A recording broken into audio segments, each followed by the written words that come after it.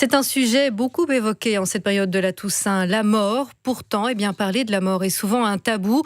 On ne meurt plus chez soi, mais bien souvent à l'hôpital. Les enterrements s'organisent dans les funérariums. Les familles parfois ne portent même plus le deuil. Pourtant, il faut oser en parler. C'est pourquoi il existe désormais des cafés de la mort. Véronique Fiever a rencontré Sébastien Klipp. Il était le co-organisateur hier à Anderlecht d'un de ces cafés de la mort. Dans notre mission, on a effectivement le fait de démystifier la mort. On parle beaucoup plus de vie que de mort dans un café de la mort, soyons clairs.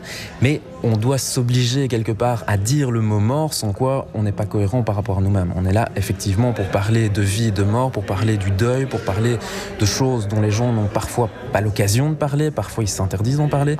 Et ici, on est vraiment là pour dire... Ici, vous pouvez vous libérer, vous pouvez déposer ce que vous avez déposé. Et ce qu'il y a d'intéressant dans un café de la mort, c'est que vous allez écouter une personne parler de son expérience. On est juste des passeurs de parole, en quelque sorte. On parle de café de la mort, mais c'est dans un café. C'est une volonté dans le café de la mort, effectivement, de remettre la mort et tout ce qui est autour de cette question-là dans un lieu de société, un lieu de vie.